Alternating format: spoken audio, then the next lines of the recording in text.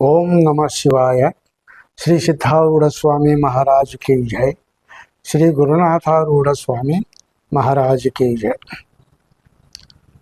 ಈ ಭಾರತದ ಸ್ವಾತಂತ್ರ್ಯದ ಸಂಗ್ರಾಮದ ಬಗ್ಗೆ ಕೇವಲ ಭಾರತದ ಸಾಂಸಾರಿಕ ಜನರೇ ಭಾಗವಹಿಸಿದ್ರು ಅಥವಾ ರಾಜಕೀಯ ಜನರೇ ಭಾಗವಹಿಸಿದ್ರು ಅನ್ನುವಂಥ ಭೇದ ಭಾವ ಇಲ್ಲ. ಭಾರತದಲ್ಲಿರುವಂತಹ ಎಂಥ ತತ್ವಜ್ಞಾನಿಗಳೇ ಆಗಲಿ, ಸ್ವಾಮಿಗಳು, ಸಾಧುಗಳು, ಸಂತರು ಅಪ್ರತ್ಯಕ್ಷವಾಗಿ ಈ ಸ್ವಾತಂತ್ರ್ಯಾಂದೋಲನದಲ್ಲಿ ಸಹಕಾರಿಯಾಗ್ಯಾರ, ಭಾಗಿಯಾಗ್ಯಾರ ಮತ್ತು ಅದಕ್ಕೆ ಪೂರಕವಾಗಿಯೂ ಕೂಡ ತಮ್ಮ ಉಪದೇಶ, ಸಹಾಯ, ಸಲಹೆಯನ್ನು ಕೂಡ ನೀಡಿದ್ದಾರೆ.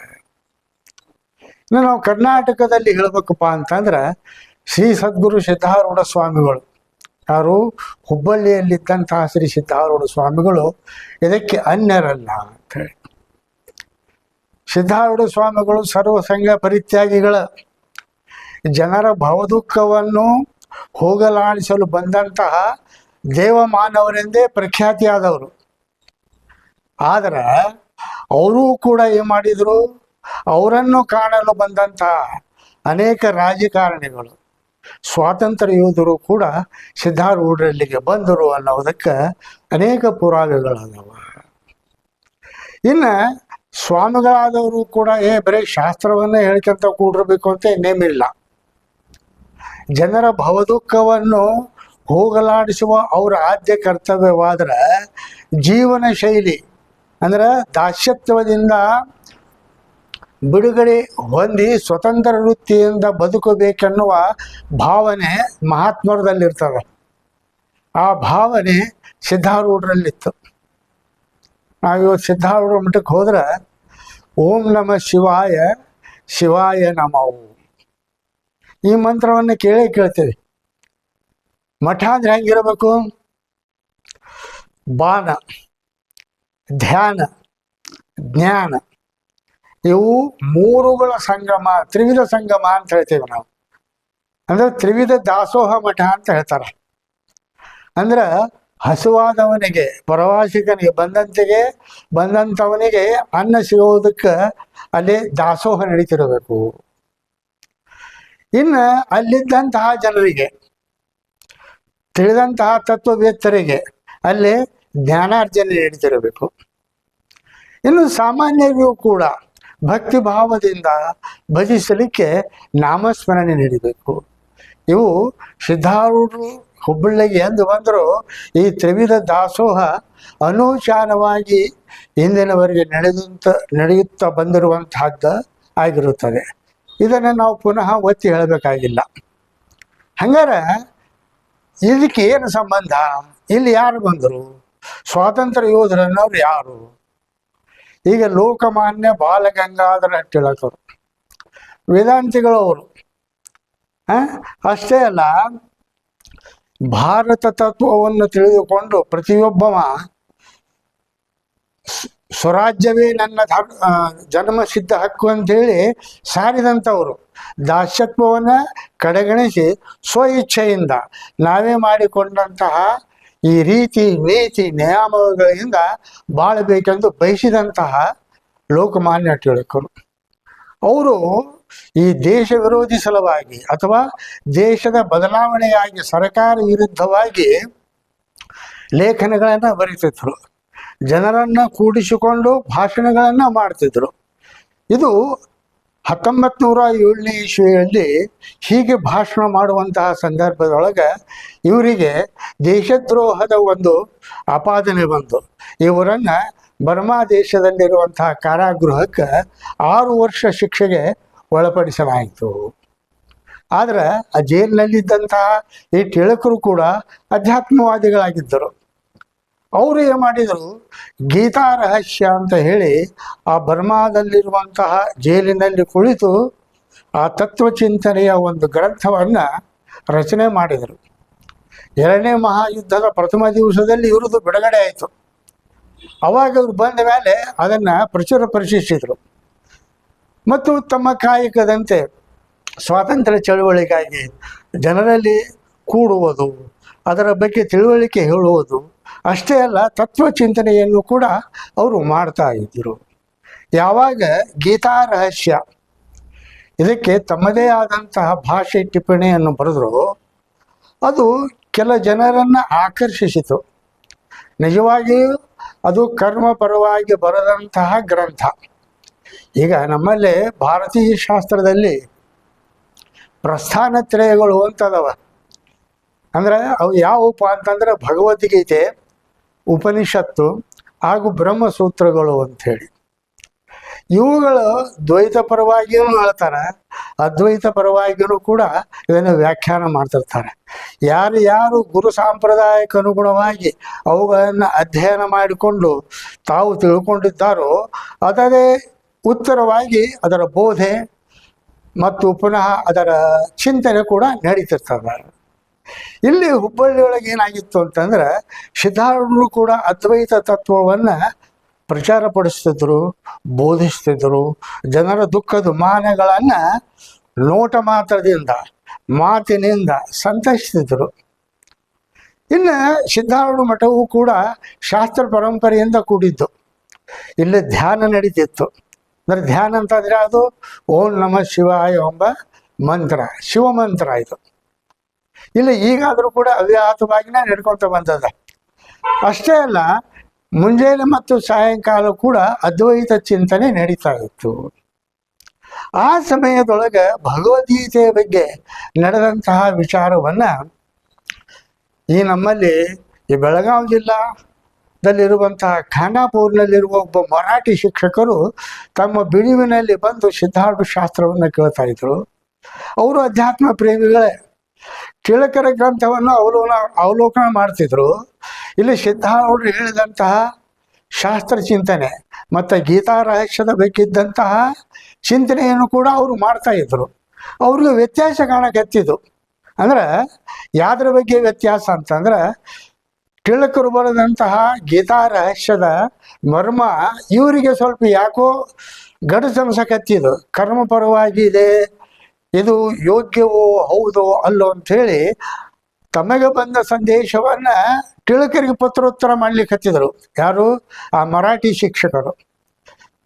ಆವಾಗಲೇ ಆ ಗ್ರಂಥ ಪ್ರಸಿದ್ಧ ಆಗಿದ್ದರೂ ಕೂಡ ಆ ಗ್ರಂಥಕ್ಕೆ ಟೀಕೆ ಟಿಪ್ಪಣಿಗಳು ತಿಳಕರಿಗೆ ಯಾರಿಂದಲೂ ಬಂದಿದ್ದಿಲ್ಲ. ಅವಾಗ ಈ ಒಬ್ಬ ಮರಾಠಿ ಮಾಸ್ತರರು ಇದರ ಅಭಿಪ್ರಾಯವನ್ನು, ಇದರ ಶ್ಲೋಕದಲ್ಲಿರುವಂಥ ವಿಚಾರವನ್ನು ಅವರು ವಿಮರ್ಶೆ ಮಾಡಿಕೊಂಡು ಅವ್ರೇನು ತಿಳ್ಕೊಂಡ್ರು, ಇವರು ಒಬ್ಬ ದೊಡ್ಡ ತತ್ವಜ್ಞಾನಿ ಇರಬೇಕು, ಇವರ ಜೊತೆಗೆ ವಿಚಾರ ವಿನಿಮಯ ಮಾಡುವ ಅಂತ ಹೇಳಿ ಅವ್ರು ಏನು ಮಾಡಿದರು, ಆ ಮರಾಠಿ ಶಿಕ್ಷಕರಿಗೆ ಪುನಃ ಪತ್ರ ಬರೆದ್ರು. ನೀವು ಪುಣಕ್ಕೆ ಬಂದರೆ ನಾವು ನಿಮ್ಮೊಡನೆ ತಾವು ಎತ್ತಿದ ಸಂದೇಹವನ್ನು ನಿವಾರಿಸಿಕೊಳ್ಳುವ ಮತ್ತು ಚಿಂತನ ಮಂಥನವನ್ನು ಮಾಡುವ, ಹೋಗುವ ಬರುವ ವಸತಿಯ ಎಲ್ಲ ಸೌಕರ್ಯವನ್ನು ಕೂಡ ನಾನು ನಿಭಾಯಿಸುತ್ತೇನೆ ಅಂತ ಹೇಳಿ ಲೋಕಮಾನ್ಯ ತಿಳಕರು ಆ ಮರಾಠಿ ಶಿಕ್ಷಕರಿಗೆ ಪತ್ರ ಬರೆದ್ರು. ಅವಾಗ ಮರಾಠಿ ಶಿಕ್ಷಕರಿಗೆ ದಿಗಿಲಾಗಿಬಿಡ್ತು. ಏನಪ್ಪ, ನಾನು ಈ ರೀತಿ ಪತ್ರ ಬರೆದೆ, ಆದರೆ ಅವ್ರ ಶಾಸ್ತ್ರವನ್ನು ಓದಿನಿ, ನಾನು ಸಿದ್ಧಾರೂಢ ಶಾಸ್ತ್ರವನ್ನು ಕೇಳೇನಿ, ಆದರೆ ಅವರೊಡನೆ ತರ್ಕ ಮಾಡುವ ಬುದ್ಧಿ ನನ್ನಲ್ಲಿ ಇರಲಿಕ್ಕಿಲ್ಲ, ನನ್ನ ಕಡೆ ಅಸಾಧ್ಯ ತಿಳ್ಕೊಂಡು ಪುನಃ ಮತ್ತೊಂದು ಪತ್ರವನ್ನು ಬರೆದ್ರು. ಅವ್ರು ಹೇಳಿದರು, ನಾನು ಸಿದ್ಧಾರೂಢ ಶಾಸ್ತ್ರವನ್ನು ಕೇಳವ, ಅವರು ಗೀತಾ ವಿಮರ್ಶೆಯನ್ನು ಕೂಡ ತಾವು ವಿಮರ್ಶಿಸಿದ ವಿಚಾರವನ್ನು ಅವರಲ್ಲಿನೂ ಕೂಡ ನಾನು ವ್ಯಕ್ತಪಡಿಸಿದ್ದೇನೆ. ಆದರೆ ತಾವು ಈ ವಿಷಯವನ್ನು ಸಿದ್ಧಾರೂಢರನ್ನು ಕಂಡು ವಿಚಾರ ಮಾಡುವುದು ಯೋಗ್ಯ ಅಂಥೇಳಿ ಪ್ರತ್ಯುತ್ತರವನ್ನು ಕೊಟ್ಟರು. ಆದರೆ ತಿಳಕರಿಗೂ ಕೂಡ ಒಂದು ಸಂದೇಹ ಬಂದಿತ್ತು. ಇಲ್ಲಿ ನಾನು ಇಷ್ಟೆಲ್ಲ ವಿದ್ವಾಂಸ ಇದ್ದರು, ಭಾರತೀಯ ಸಂಸ್ಕೃತಿ ಬಗ್ಗೆ, ವೇದಗಳ ಬಗ್ಗೆ ಮತ್ತು ಗಣಿತಗಳ ಬಗ್ಗೆ ನಾ ಪುಂಖಾನುಪುಂಖವಾಗಿ ಗ್ರಂಥಗಳನ್ನು ರಚನೆ ಮಾಡಿದ್ದೇನೆ.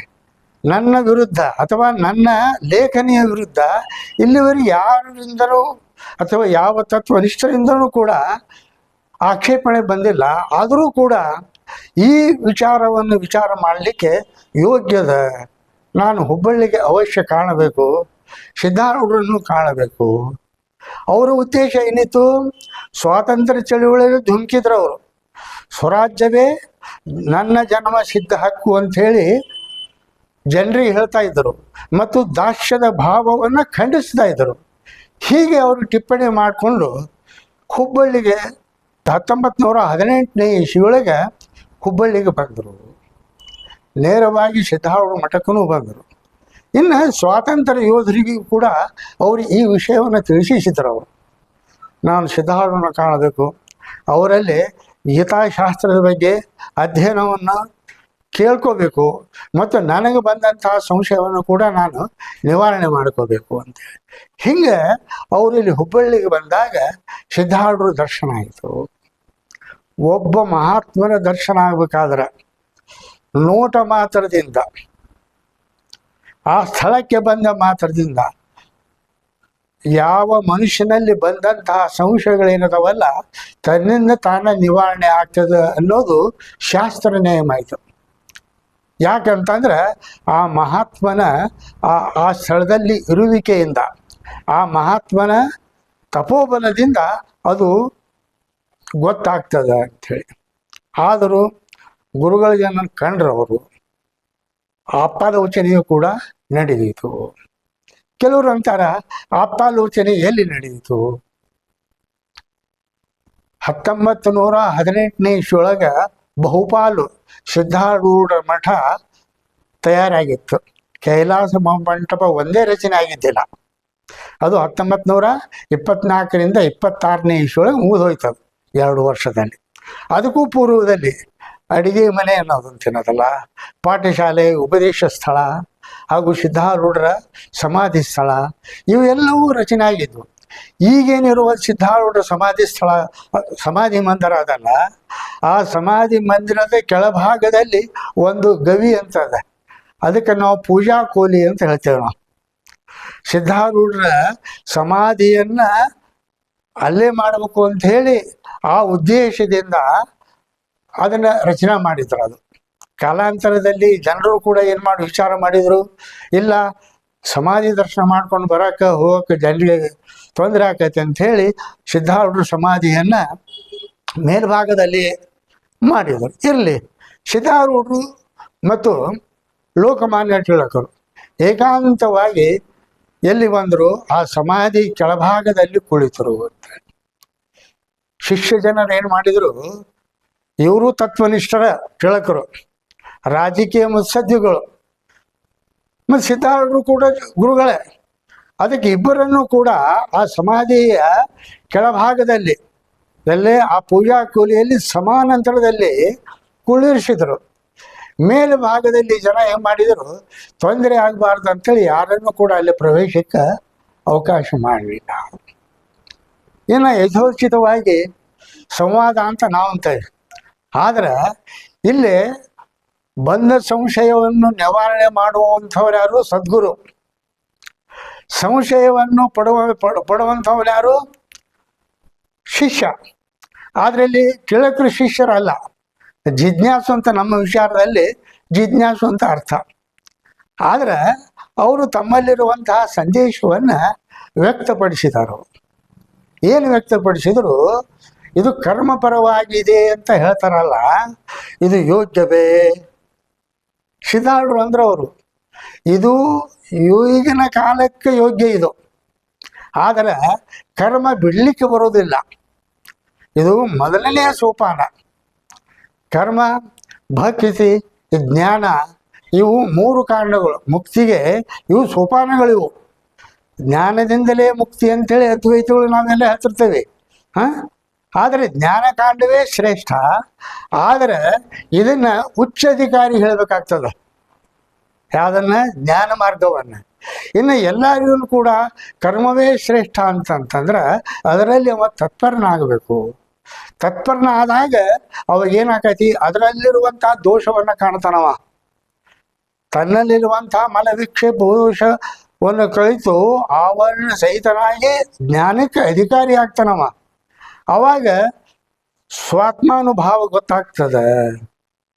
ಹೀಗೆ ಮಾತು ನಡೆದ ಹೊತ್ತಿನೊಳಗೆ ತಿಲಕರು ಏನು ಮೇಲೆ ಕುಳಿತಿದ್ರಲ್ಲ, ಎಲ್ಲೇ ಆಸನದ ಮೇಲೆ ಕೂತಿದ್ರಲ್ಲ, ಅವರು ಸಿದ್ಧಾರೂಢರ ಪಾದ ತಳಗ ಕೂತ್ಕೊಂಡು ಕೈ ಮುಗಿದು ಕುಳಿತಿದ್ದರು ಅಂತ ಪ್ರತ್ಯಕ್ಷ ಆಗಿ ನೋಡಿದಂತಹ ಗೋವಿಂದ ಸ್ವಾಮಿಗಳಾಗಲಿ ಶಿವಪುತ್ರ ಸ್ವಾಮಿಗಳು ಕೂಡ ಜನರಿಗೆ ಇದನ್ನು ಪ್ರತಿಪಾದನೆ ಮಾಡ್ತಿದ್ರು.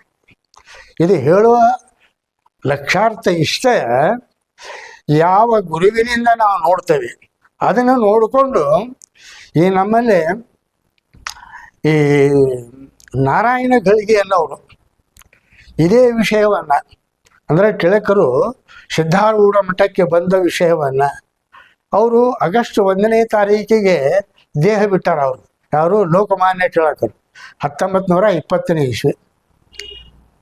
ಇದು ಆಗಸ್ಟ್ 1ನೇ ತಾರೀಕಿನ ದಿವಸ, ಅಂದರೆ 1971ನೇ ದಿವಸದಲ್ಲಿ ಅವರು ಸಂಯುಕ್ತ ಕರ್ನಾಟಕದಲ್ಲಿ ವರದಿಗಾರರಾಗಿದ್ದರು. ಅವರು ಹುಬ್ಬಳ್ಳಿಯನ್ನು ಆಕರ್ಷಿಸಿದ, ಲೋಕಮಾನ್ಯರನ್ನು ಆಕರ್ಷಿಸಿದ ಹುಬ್ಬಳ್ಳಿ ಎಂಬ ತಲೆಬರಹದಿಂದ ಒಂದು ಈ ಲೇಖನವನ್ನು ಅವರು ಪ್ರಕಟ ಮಾಡಿದರು.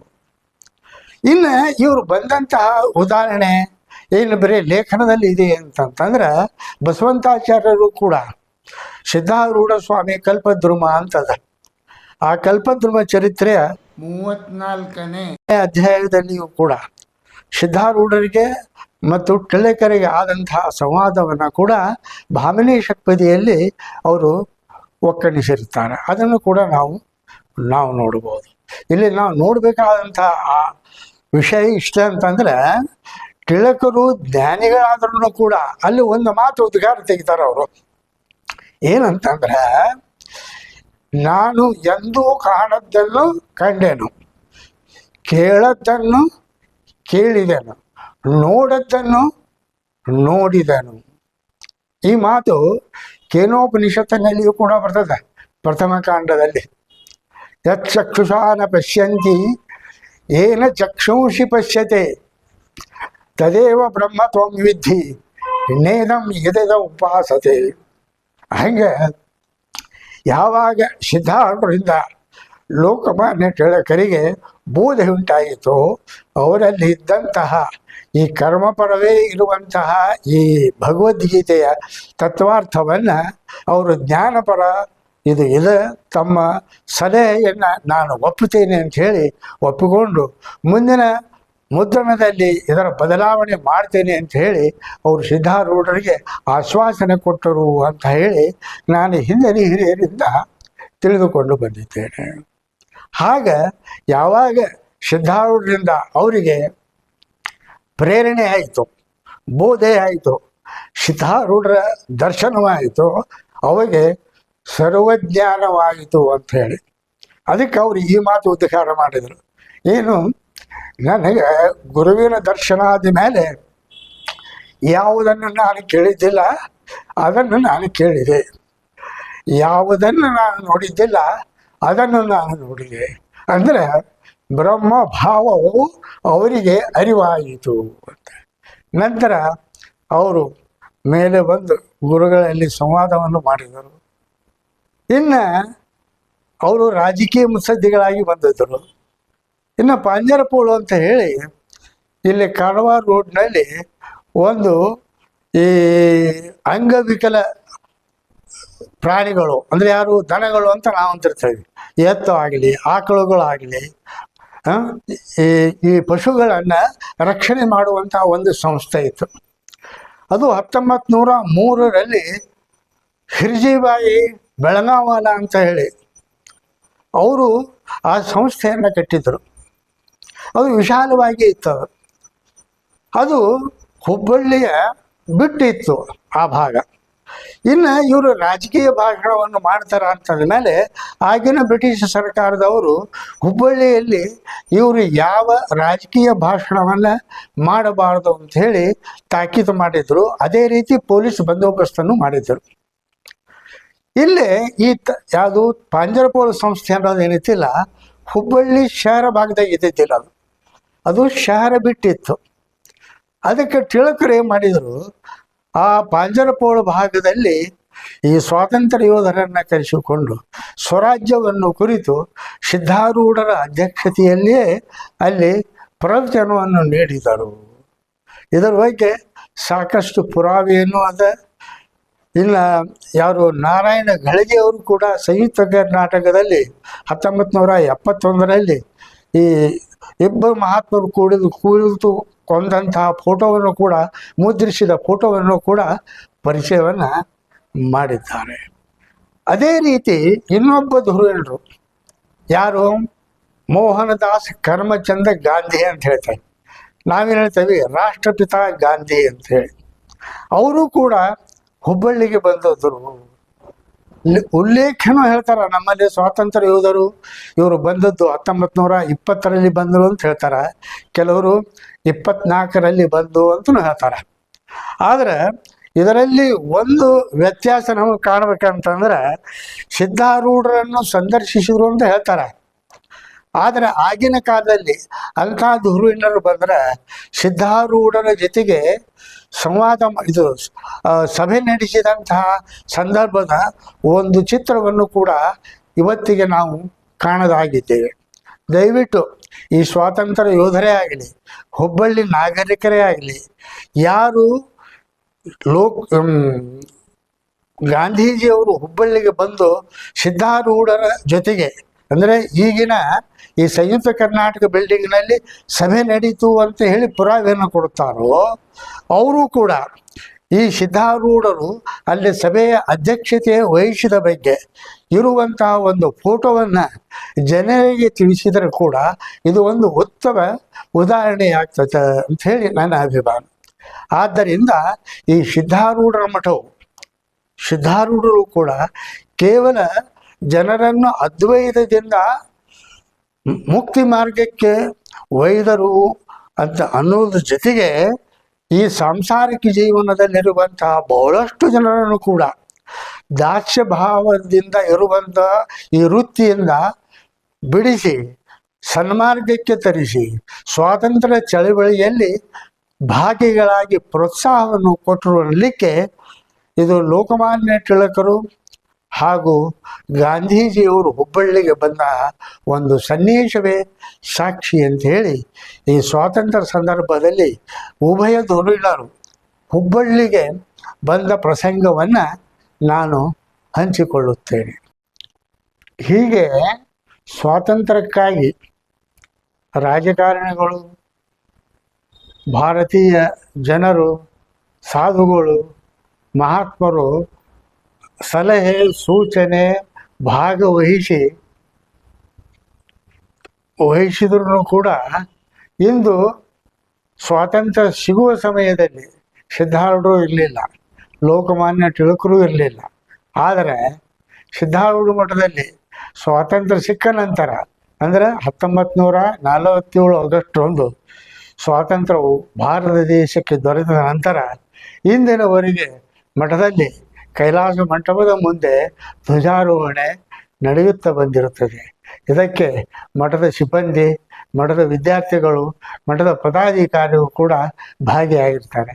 ವಿಶೇಷವಾಗಿ ಭಕ್ತರು ಕೂಡ ಇದನ್ನು ಗೌರವಾರ್ಪಣೆಯಿಂದ ವಂದಿಸಿ ಸ್ವಾತಂತ್ರ್ಯ ದಿನಾಚರಣೆಯನ್ನು ಆಚರಿಸುತ್ತಾರೆ. ಓಂ ತತ್ಸತ್.